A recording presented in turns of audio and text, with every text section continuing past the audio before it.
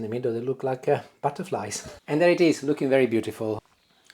Ciao, welcome. During my video yesterday I mentioned that I was going to be cooking rice today with fish. That is because Julie had to go to the dentist to have some work done, and she's not happy. She's feeling a little bit sorry for herself, and she's asked me to cook something which is soft, hence today's recipe.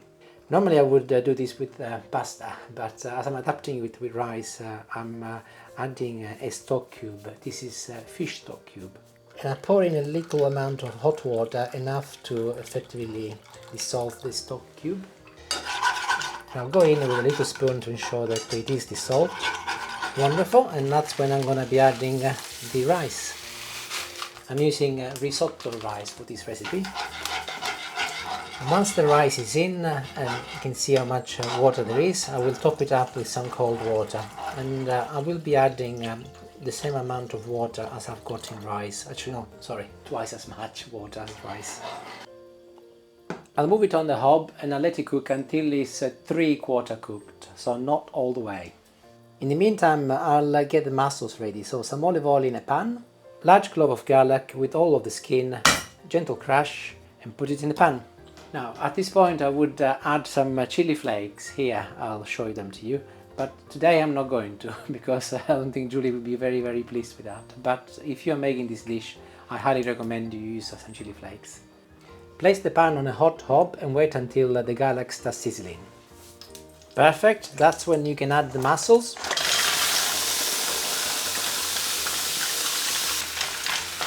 Give them an initial mix, put the lid on, so they're not so noisy, but also they need to cook with the lid on. And let them cook for about 3 to 4 minutes, maybe 5 minutes, until they totally open. And in less than 5 minutes they are all done, and they've all opened up. They look really beautiful. These are live Scottish mussels actually, and we bought them fresh from the supermarket yesterday. And using a sieve I've drained them, and I've got the juice here. Do not throw that one away, you need that later. And I will leave them now to cool down for 5 to 10 minutes so that they are easy to handle. My rice is also partly cooked, and I'm going to also drain this because I don't want it to cook any further. And again, I'll put it on one side until I'm ready.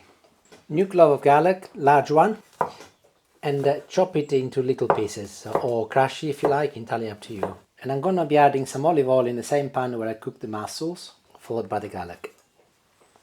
Back on the hob, my garlic is sizzling, and I'm going to be adding half a tin of cherry tomatoes. This is the same half tin I was using yesterday for my pizza focaccia.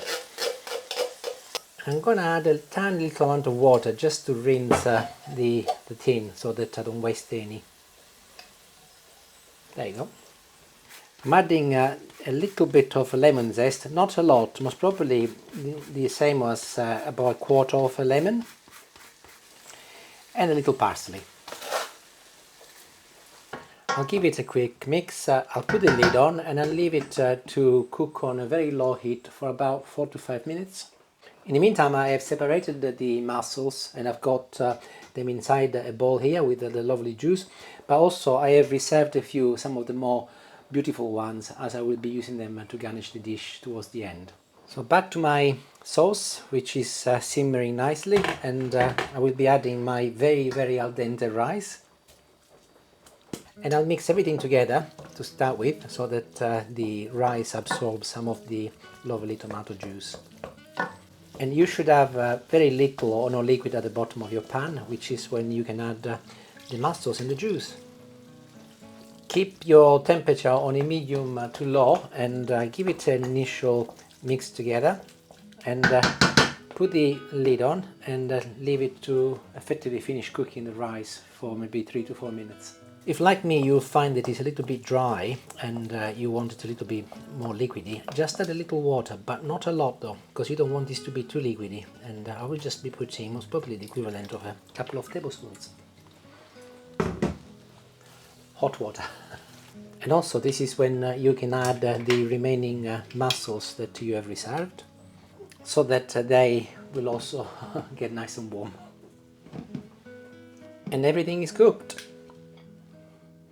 The first thing I'll do though is to remove the mussels in the shell, so that I can put them back at the end. Add more fresh parsley. This will give a different type of flavor as it is fresh. A little more olive oil, and I'll give it one final mix. Smell coming up is really good, and the noise is also very nice.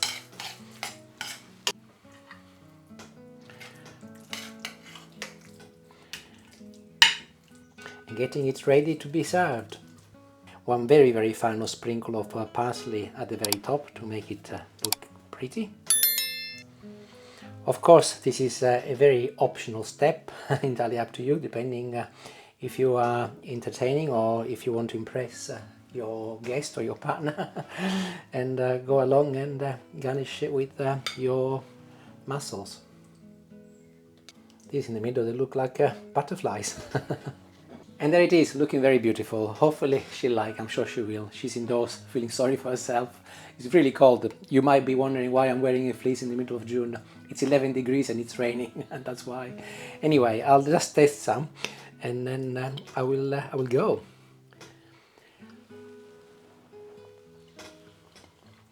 It's really good, actually. The fact that I cooked the rice with some fish stock gives that good kick at the beginning, which if you didn't, obviously if you did in water would be different, but it's really tasty. If you make it, make sure you don't make it too liquidy. You want it nice and creamy and delicious. Ciao, ciao. See you later. Thank you for watching. Bye.